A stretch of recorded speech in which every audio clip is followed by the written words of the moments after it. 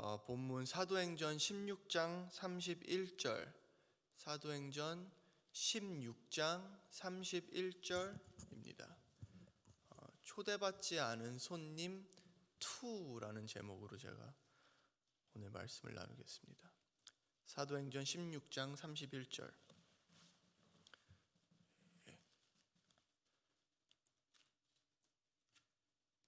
저희 한 절이니까 같이 합독하겠습니다.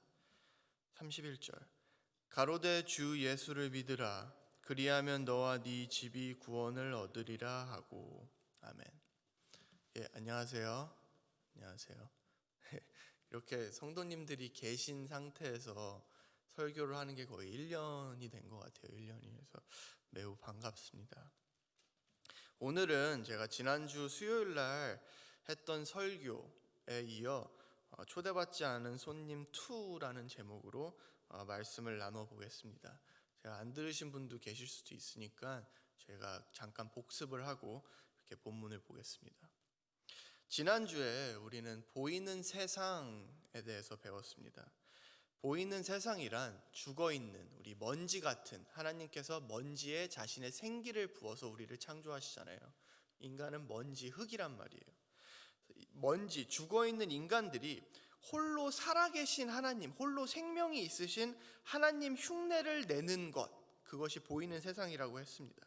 즉 인간도 살아있다, 우리도 존재할 만한 가치가 있다라고 주장하는 자아와 우리의 자아와 그 자아가 구축한 모든 것을 제가 보이는 세상이라고 정의를 했어요. 이게 좀 어려울 수 있는데 계속 듣다 보시면 그렇게 어렵지 않습니다. 이해가 충분히 가실 거예요. 우리의 자아는 이렇게 중간에 있고 그 자아를 보호하는 껍데기들을 끊임없이 생산하면서 점점 우리가 커지는 거예요. 이렇게 우리 안에 이렇게 있고 나는 생명이야, 나는 살아있어 라고 계속 껍데기를 만드는 겁니다. 그래서 다시 말해 내가 존재할 만한 가치가 있음을 증명하는 이유를 계속 만드는 거예요. 거기서. 그래서 뭐 공부 열심히 해서 100점도 맞고 사업도 남부럽지 않게 하고 봉사활동도 열심히 하고 아주 착하고 훌륭하게 모두가 인정하고 존경할 수 있도록 그렇게 계속해서 나는 이렇게 존재할 만한 가치가 있는 훌륭한 인간이야, 살아있는 인간이야 라고 하면서 나의 자아를 단단히 하는 거예요. 이게 보이는 세상입니다. 보이는 세상. 이 보이는 세상을 견고히 하는데 가장 중요한 도구는, 가장 유용한 도구는 하나님이에요. 하나님. 왜냐하면 가장 위대하시고 전능한 초월적인 존재가 나의 가치를 인정해 준다면 그것만큼 나의 존재를 확고하게 해주는 게 없잖아요. 그래서 인간은 보이는 세상, 내가 구축한 보이는 세상 안에 나를 위한 하나님을 만들고 그 하나님을 열심히 섬깁니다. 이걸 가리켜 바울이 사도행전 19장에서는 하나님은 인간의 손으로 만들 수 없어 라고 얘기를 하는 거예요. 이게 뭐 그냥 우상 쪼가리를 만든 걸 얘기하는 게 아닙니다. 선악과 먹은 인간들이 만들어낸 나를 위한 하나님, 나의 존재 구축을 위해서 내가 이용하는 하나님을 말하는 거예요. 지금 바울이. 근데 이런 인간들의 그릇된 열심이 교회 안에서는 말씀을 지키고 몸 바쳐 헌신하는 모습으로 표출되는 게 문제입니다. 하나님 말씀을 잘 지키면 지킬수록 나의 존재가 증명되기 때문에 그런 거예요. 그래서 말씀대로 살려고 미친 듯이 노력을 하는데 사실 나의 자아를 키우고 있는 겁니다. 문제는 이걸 인간 스스로는 절대 알 수가 없습니다. 자기마저도 속이고 있기 때문에 그래요. 그냥 자기는 순수한 마음으로 하나님 잘 섬기고 있다라고 생각을 합니다. 물론 문득 고민은 할 거예요. 회개도 합니다. 내가 왜 이렇게 죄인입니까? 이러면서 울면서 회개도 하고 통성기도도 하고. 근데 그러면서도 결국에는 회개하는 착한 나, 점점 거룩해지는 훌륭한 나 이러면서 내가 산 존재임을 더욱 확고하게 하고 있는 거예요. 그러니까 이게 답이 없는 겁니다. 노답인 거예요. 노답, 흔히 우리가 얘기하는. 근데 이 보이는 세상의 허구성을 드러내는 것이 바로 십자가입니다. 십자가. 예수가 못 박혔다는 것은 인간은 죽은 존재라는 것을 증거하는 거예요. 그 자체가. 십자가를 보면서 그러니까 내가 추구하는 것들은 전부 예수 죽이는 일들이구나를 여러분들이 깨달으셔야 하는 겁니다. 그게 신앙생활이에요. 내가 왜 예수 죽인 자인지를 배우는 것이. 이걸 사도행전 16장에서는 나의 집을 통해 설명합니다. 우리 본문이, 오늘 본문이 사도행전 16장에 있잖아요. 점점 글로 가고 있는 겁니다. 조금 뜬구름 잡는 소리 하는 것 같지만 글로 가고 있는 거예요. 그래서 16장에서는 나의 집을 통해, 나의 집이라는 개념을 통해서 이걸 설명하고 있는 거예요. 나와 나의 자아의 연장선인 가족을 지키기 위해 만든 테두리, 그게 집이잖아요. 나의 집, 나를 보호해주고 있는 테두리가, 그거를 집이라고 설명하고 있는 겁니다. 근데 인간은 외부인을, 자기가 모르는 사람을, 자기 세상 밖에 존재하는 사람을 절대 집으로 들이지 않습니다. 나의 세상에 포함되어 있지 않는 외부인은 위험한 존재이기 때문에 그래요. 우리 선악과를 따먹고 자기 존재 구축과 확장이 삶의 목적이 된 인간들은 절대 자아를 위험에 노출시키지 않는 겁니다. 왜냐하면 나가 죽을 수도 있잖아요. 이 자아가 죽을 수도 있잖아요. 나를 위험에 노출시키면. 외부인을 내 집으로 들이는 순간 위험에 노출되니까. 하지만 16장에 보면 루디아는, 오늘 본문 바로 전에 보면 루디아는 복음을 믿고 난 후 바울을 집으로 초청합니다. 자기 집으로. 바울의 말, 십자가 복음으로 인해 루디아의 자기 보호, 자기 세상이 무너진 거예요. 더 이상 자기를 지키지 않는 겁니다. 이걸 자아의 죽음이라고 합니다. 자아의 죽음. 예수님이 복음서에서 하시는 말들이 있잖아요. 뭐 십자가 져라, 네 생명 미워해라, 너의 가족마저 미워해야 된다. 전부 이 죽음에 대해서 얘기하는 거예요. 이 죽음을. 반면에 귀신 들린 여종의 주인들, 루디아 이야기 바로 밑에 나오는 귀신 들린 여종의 주인들은 여종을 통해 수익을 얻고 있었다라고 얘기를 해요. 이게 무슨 말이냐면은 그 사람들의 집을 여종을 통해서 더 견고하고 크게 확장시키고 있었다라는 얘기예요. 그런데 바울이 여종의 귀신을 쫓아내죠. 그래서 더 이상 그들이 수익을 얻을 수 없게 됩니다. 그들의 집이 바울로부터 공격을 당한 거예요. 그러니까 이들이 뭘 하냐면은 바울과 실라를 잡아서 감옥에 넣어버립니다. 그리고는 16장 20절에 하는 말이 굉장히 재밌어요. 제가 읽겠습니다. 상관들 앞에 데리고 가서 말하되 이 사람들이 유대인인데 우리 성을 심히 요란케 하여, 이렇게 얘기를 합니다. 우리 성을 요란케 했다고 해요. 성이 뭐죠? 성은 집들이 모여 있는 게 성이죠. 집이 여러 개 있으면 그게 성이잖아요. 성. 도시가 되고 나라가 되고, 그리고 성이. 자기의 집들을 위협했다고 하는 거예요, 바울이. 그래서 바울을 감옥에 넣어버리는 겁니다. 그런데 이게 사실 정상적인 인간들의 반응입니다. 안 믿는 사람들이 그러는 게 아니라 우리가 그래요. 제가 그렇고 여러분들이 그렇습니다. 우리의 세상 밖에 계신 예수님을 싫어해요. 우린 사실 그 은혜를 미워합니다. 왜냐하면 복음이라는 것 자체가 우리를 없음 취급하기 때문에 그래요. 나의 존재를 무시합니다. 내가 하는 어떤 행동도 구원에 기여할 수 없다는 것은 인간으로서는 매우 자존심 상하는 일이에요. 사실 공짜로 무언가를 받으면 그냥 하나님께 나의 잘남을 증거할 수 있는 기회가 박탈당하는 거잖아요. 여러분 안에서 이 모습을 보는 것이 내가 죄인임을 아는 겁니다. 그게 죄인이라고 하는 거예요. 세금 조금 삥땅 치고 누구 좀 미워한 다음에 괴로워하는 걸 보고 죄인임을 아는구나라고 얘기하는 게 아니에요. 그거는 안 믿는 사람들도 다 알잖아요. 그런데 요한일서에 보면은 진리가 있어야만 죄를 안다라고 해요. 진리가 있어야만 죄인임을 안다고 얘기를 한단 말입니다. 성경은 여러분이 산척한 죽은 자임을 아니라고 물어보는 거예요. 너희가 좀비인 걸 아냐는 거예요. 너희가 살아서 움직이지만 사실 죽은 자인지를 아냐는 거예요. 도덕과 윤리뿐만 아니라 하나님의 말조차도 우리 존재 구축을 위해 이용하는 자들이라는 것을 아냐라는 거예요. 그게 죄입니다. 그게. 그러니까 교회 안에서도 자기가 죄인인 거를 아는 사람이 몇 명 없는 겁니다, 사실.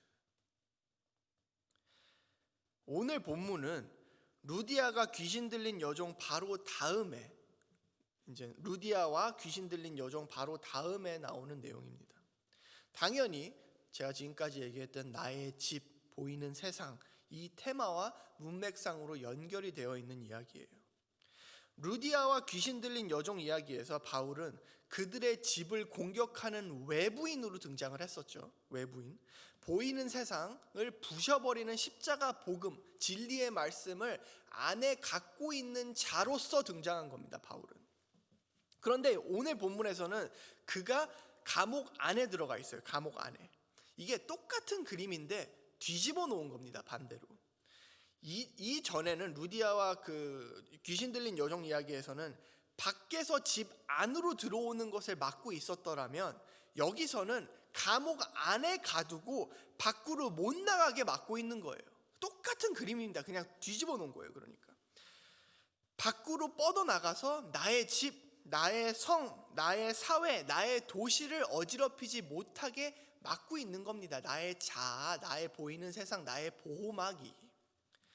그래서 22절에서 24절을 보면은 바울과 실라를 매로 치고 착고에 단단하게 채웠다고 그래요. 착고. 그래서 여러분들은 착고가 뭔지 아세요, 혹시? 맞습니다. 저는 사실 착고가 뭔지 몰라서 찾아봤어요. 찾아봤는데 영어로도 stuck 이렇게 써 있어요. 근데 stuck도 뭐 그렇게까지 많이 쓰는 단어가 아니라서 제가 찾아봤는데, 이게 이제 우리가 사극에 보면은 이렇게 대역죄인들이 하얀색 옷 입고 이렇게 묶여 있잖아요. 여기에 발이랑 손이랑. 그걸 얘기하는 겁니다. 이 착고라는 게. 이게 슬런이라는 헬라어 단어인데 사실 나무라는 단어예요. 나무. 그 나무로 되어 있잖아요. 사구에도 보면 그게 나무라는 단어입니다. 이게 어디에 쓰이는 단어냐면은 갈라디아서 3장 13절에 나무에 달린 자마다 저주받은 자리라, 그 말씀 있죠. 거기에 쓰인 나무예요. 뭐냐면 예수님의 십자가를 연상시키고 있는 겁니다. 지금 독자들에게. 예수가 인간들의 세상에서 십자가에 달렸잖아요. 그런 것처럼 예수의 복음을 증거하는 바울과 실라 역시 인간이 자기 보호를 위해 만든 이 감옥 안에서 그 저주의 나무에 묶여있는 모습을 보여주고 있는 겁니다. 그래서 예수가 세상을 이기고 부활하는 것처럼 바울과 실라가 갇혀있던 감옥도 해체되는 겁니다. 어떻게 해체되냐? 25절에 하나님을 찬양하는 말이 감옥에 퍼지고 있어요. 지금 하나님을 찬양하는 말이. 그리고 죄수들이 이걸 듣습니다. 그랬더니 26절에 옥토가 움직이고 문이 다 열렸다라고 해요. 모든 사람의 매인 것이 다 벗겨졌다라고 합니다. 보이는 세상, 인간들의 자아가 하나님의 말씀으로 인해서 무너지는 장면을 보여주고 있는 겁니다. 그런데 여기에 우리가 하나 생각해 볼 게 있어요.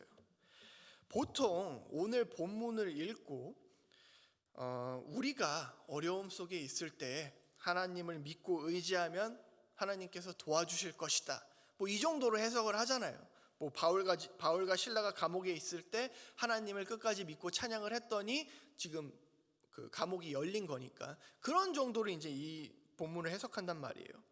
근데 이렇게 해석하는 게 지금 뭘 하고 있는 거냐면, 사도행전을 읽고 그 속에 나와 있는 바울이나 사도들의 행동을 보고 거기서 패턴이나 원리를 추출하는 겁니다.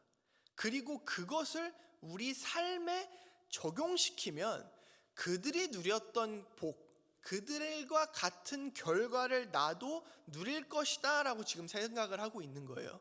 그렇죠? 사도행전을 읽고 거기서 패턴을 바울과 실라가 했던 행동들을 그대로 카피해서 그것을 내 삶에 적용하면 얘네가 이런 일들을 겪은 것처럼 나도 똑같이 이런 일들을 겪겠구나라는 생각으로 지금 이 말씀을 해석을 한 겁니다. 바울과 실라처럼 나도 하나님 믿으면 어려움에서 하나님이 구원해 주실 거야. 대부분 성경을 이렇게 읽어요. 그런데 26절에 보면 옥문이 다 열리고 모든 사람의 매인 것이 다 벗어졌다라고 얘기를 합니다. 그 뜻은 거기에 있던 감옥들의 모든 문이 열렸다라는 거예요. 근데 바울과 실라뿐만 아니라 거기 다른 죄수들도 있었죠. 그렇다면 거기에는 살인범도 있을 수 있고 강간범도 있을 수 있고 사기꾼도 있었다라는 거죠. 그런데 바울과 실라 구원한 것까지는 이해가 가는데 얘는 뭐냐고. 이거는 어떻게 적용하실 건가요?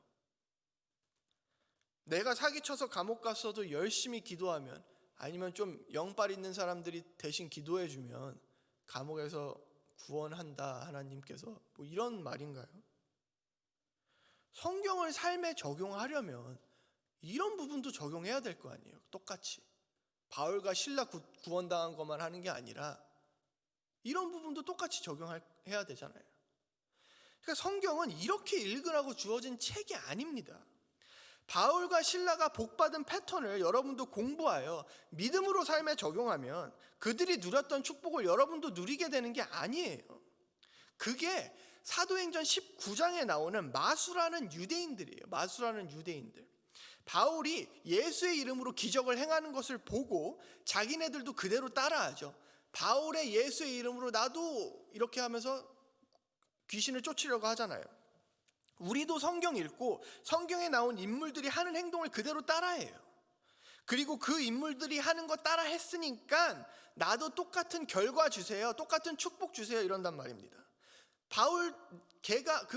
유대인들이 나도 바울처럼 예수의 이름으로 얘기하니까 귀신 쫓게 해주세요라고 얘기하는 거랑 똑같은 겁니다. 나의 존재, 나의 명성 높여주세요, 나 말씀 똑같이 잘 지켰으니까 얘네처럼, 이렇게 얘기하고 있는 거예요. 결국에 하나님 말씀 이용해서 내 인생 한번 잘 살아보겠다 이거잖아요. 성경을 나의 존재 구축을 위해서 사용하고 있는 겁니다. 이걸 우상숭배라고 해요. 우상숭배. 성경은 처음부터 끝까지 어떻게 인간은 없음, 먼지, 쓰레기인데 오직 예수의 십자가만이, 하나님의 은혜만이 희망인지를 보여주고 있는 겁니다. 이것 말고는 내용이 없어요. 복음밖에 증거하고 있지 않단 말입니다. 오늘을 위한 일용할 양식, 한 해 동안 붙잡을 말씀, 이런 거 없단 말이에요. 십자가 복음, 그 피복음밖에 없단 말입니다. 그럼 오늘 본문은 뭐냐? 하나님을 찬양하는 말, 진리가 감옥에 퍼지니까 저주의 나무에 묶여있던 죄인들이 하나도 빠짐없이 다 풀려나는 겁니다. 어떤 죄든 간에 예외 없이 십자가 복음을 통해서 우리는 죄의 속박에서 벗어난다를 가르쳐주기 위해서 이런 그림을 그려놓은 거예요. 누가가 복음은 이런 것이야 라는 것을 우리에게 가르쳐주기 위해서. 바울처럼 하나님 잘 믿으면 너도 어려움에서 구해줄게가 아니라. 그러면 그 다음에 어떤 일이 일어난지 한번 보겠습니다. 27절, 간수가 옥문이 열린 것을 보고 자결을 하려고 합니다. 옥문이 열렸다라는 건 뭐죠? 감옥이 열렸다라는 건 나의 보이는 세상, 나의 보호막이 해체됐다는 거죠. 무너졌다라는 거예요. 지금 나의 존재의 이유라고 생각했던 것들이 다 거짓으로 판명난 겁니다. 지금 사람들이 언제 자살하나요? 더 이상 살 의미가 없어졌을 때 자살을 하죠. 희망이 없어졌을 때. 나의 존재 구축만을 위해서, 나의 자아 확장만을 위해서 인간은 살고 있었는데, 모든 인간은 그게 지금 다 무너져 버리니까 더 이상 살 이유가 없는 거예요.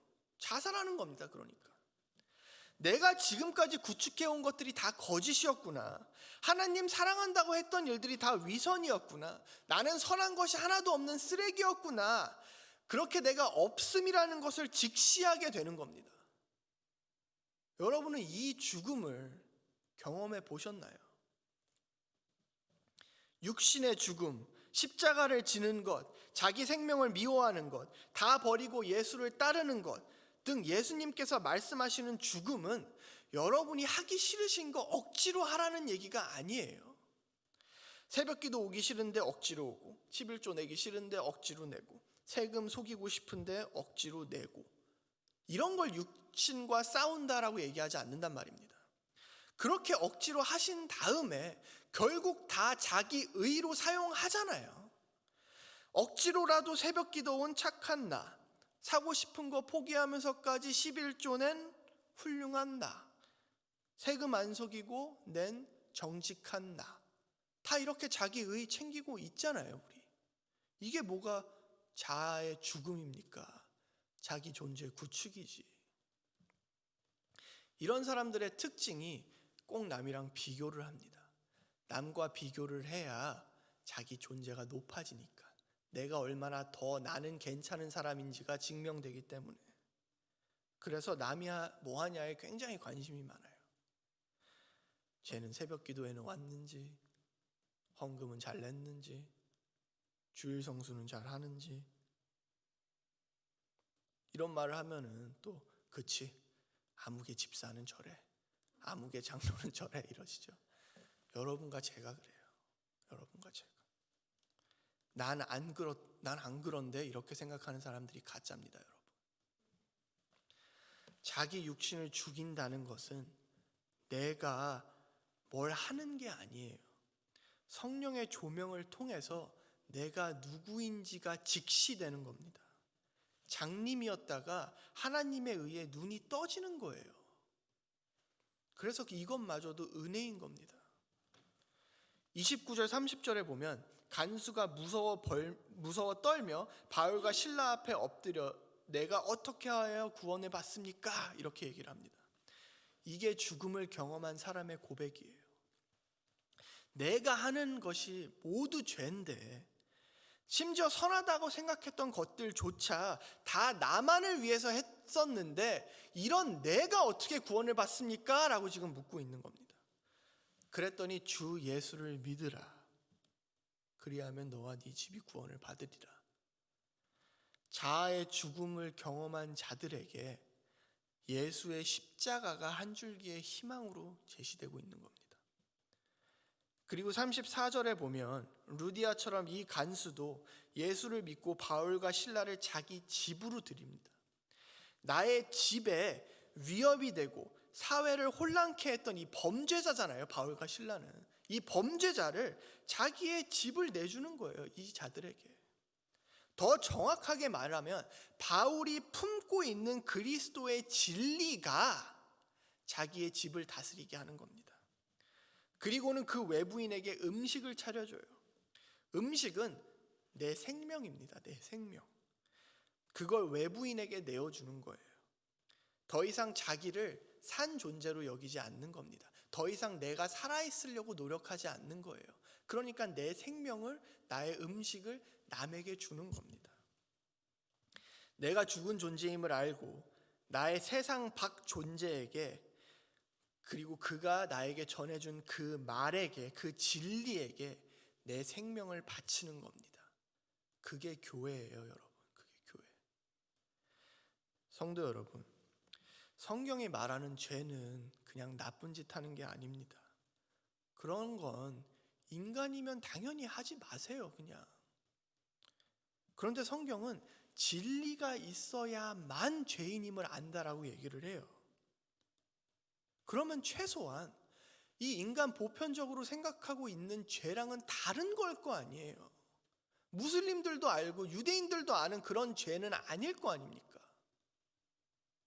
여러분이 하나님 흉내내고 있는 자라는 것을 알아야 한다는 겁니다. 하나님 말씀마저도, 그 말씀을 지키는 것마저도 자기 존재 구축에 이용하는 자임을 알아야 된다라고 얘기하는 거예요. 그렇게 나에게는 어떠한 선함도 나올 수 없다는 것을 깨달을 때 비로소 자아의 죽음을 경험하는 겁니다. 나는 흙이구나, 먼지구나, 쓰레기구나. 그 자들에게 복음이 복음인 거예요. 그 자들에게만 십자가가 필요한 겁니다. 외부인 예수, 초대받지 않은 손님인 예수가 여러분 집에 들어오시기를 바랍니다. 같이 기도하겠습니다.